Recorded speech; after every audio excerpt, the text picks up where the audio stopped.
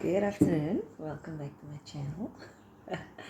um, I've had a struggle with my hair during winter, and I actually started losing hair again.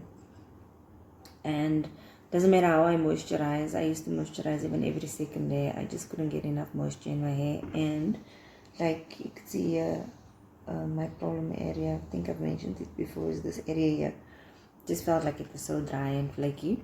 So number one, I learned to water. I always say water is your best friend.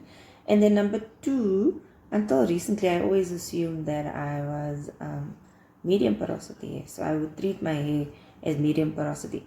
And the problem was that on wash day, obviously you use warm water, you moisturize your hair well, and then the moisturizer will obviously last until a few days or a week or so in summer, and then in winter it was like 3 days. But then I would notice that the hair, like around, even if you moisturize it, it almost always looks dry, especially when I had like twist. And so recently someone actually asked me on Instagram, and I was like, no, let me do a test and just make sure. I'm going to show you one of the tests that I did. I'm going to do it for you just so that you can have an idea of what to do.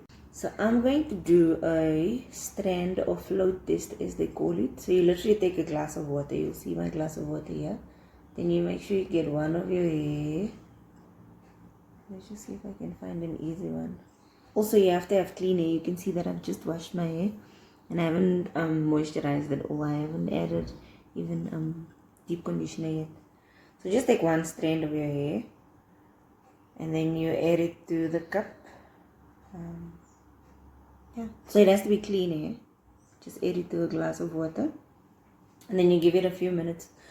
So the idea of the strand test is, if the hair floats at the top, then it means that your cuticles are closed. And if the hair floats like to the bottom and just sits there, then it means that you have normal porosity.